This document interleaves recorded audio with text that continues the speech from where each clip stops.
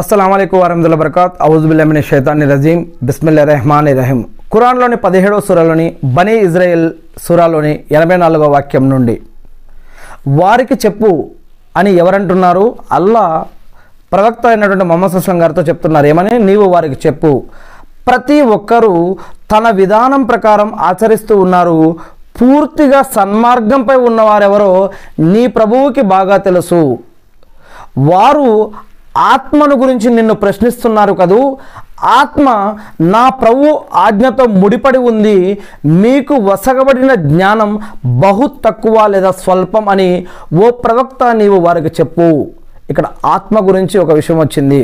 ఇకపోతే మరి 86వ వాక్యం, మేము గనక తలుచుకుంటే నీ వద్దకు పంపిన వహీ మొత్తాన్ని తిరిగి స్వాధీనం చేసుకోగలము. ఆ తర్వాత మాకు వ్యతిరేకంగా దానిని తిరిగి ఇప్పించగలిగే ఏ సహాయకుణ్ణి నీవు పొందలేవు. నీ ప్రభువు అనుగ్రహంతో తప్ప నిస్సందేహంగా నీపై ఉన్న ఆయన అనుగ్రహం చాలా గొప్పది.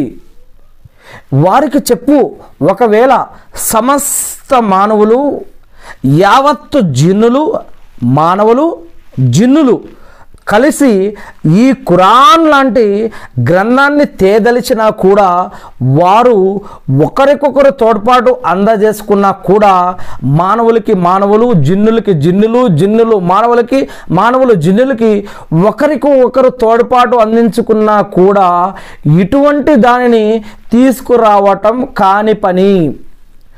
మేము ప్రజల బోధనార్థం ఈ ఖురాన్లోని అన్ని విధాలుగాను ఉపమానాలను ఉదాహరణలను మేము ఇచ్చి ఉన్నాము. కానీ చాలామంది తమ తిరస్కార వైఖరిని మానుకోలేదు అని అల్లా చెప్తూ ఉన్నారు.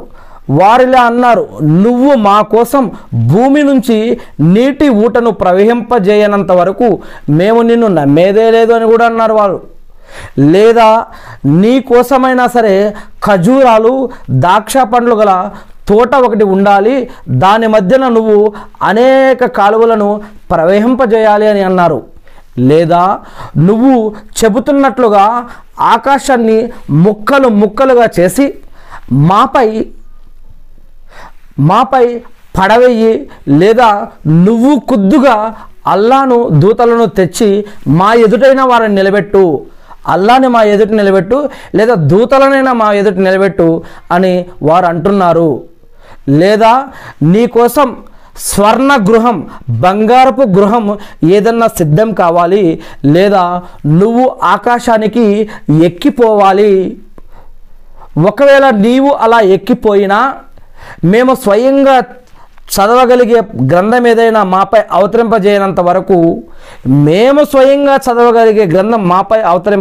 వరకు, నీ అధిరోహణను కూడా మేము నమ్మేది లేదు. ఓ ప్రవక్త, వాళ్ళు ఈ విధంగా అన్నారు. అప్పుడు ఓ ప్రవక్త, నీవు వారికి ఇలా అంటున్నారు కదా, నీవు వారితో ఇలా చెప్పే, నా ప్రభువు పరమ పవిత్రుడు, నేను ప్రవక్తగా పంపబడిన ఒక మానవుణ్ణి మాత్రమే. నా ప్రభువు పరమ పవిత్రుడు, నేను ఒక ప్రవక్తగా పంపబడిన ఒక మానవుడిని మాత్రమే అని. అల్హమ్దులిల్లా. ప్రజల వద్దకు మార్గదర్శకత్వం వచ్చిన మీదట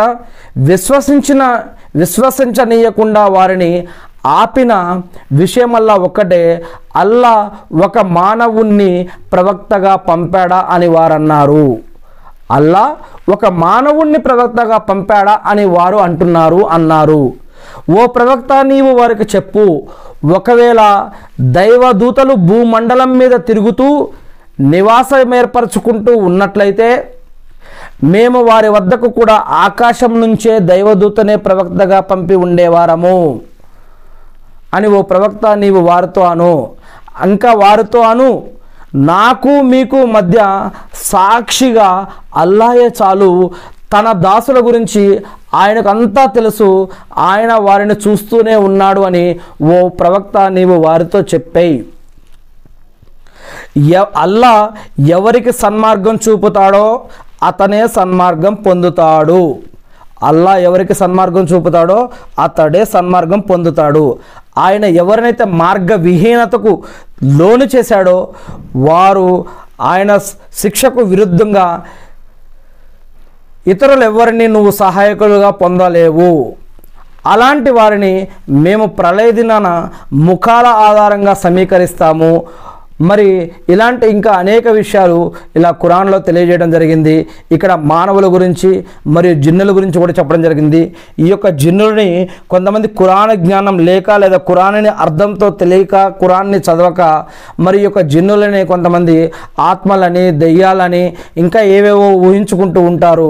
మరి అసలు జిన్నులంటే ఏమిటి, వాటి గురించి అల్లా ఏం చెప్పాడో తెలియాలంటే కూడా ఈ యొక్క ఖురాన్లోనే అనేక విషయాలు ఉన్నాయి. అదేవిధంగా ఆత్మ గురించి, ఒక వ్యక్తి మరణించాక ఇంకా సమాధిలో ఉంటాడా, అతను మన మాటలు వింటాడా, మనకేమన్నా చేయగలుగుతాడా, పోనీ అతనేమన్నా చేసుకోగలుగుతాడా, పోనీ అతని ఇంటి వారికైనా ఏమైనా చేసుకోగలుగుతాడా, ఇలాంటి అనేక విషయాలు కూడా ఖురాన్ మరియు హదీసుల్లో మనకి వీటి యొక్క అనేక రకాల ఆధారాలు మనకు లభిస్తూ ఉంటాయి. ఏదైతేనేమి నేను సృష్టికర్త అయిన అల్లాహ్ను ప్రార్థిస్తూ ఉన్నాను. ఓ అల్లా, మీరు ప్రవక్త మొహమ్మద్ అస్లం గారిని ప్రవక్తగా ఎన్నుకొని ఆయన ద్వారా మాకు ఏదైతే ఈ యొక్క ఖురాన్ మరియు హదీసులను ఇచ్చి ఉన్నారో వాటిని మేము తెలుసుకొని నేర్చుకొని అర్థం చేసుకొని గుర్తుపెట్టుకొని వాటి ప్రకారం మేము జీవిస్తూ మిమ్మల్ని ఆరాధిస్తూ తెలియని ఇతర మా సోదరుడు కూడా తెలిపే భాగ్యాన్ని మాకు ప్రసాదించడం వల్ల ఆమీన్.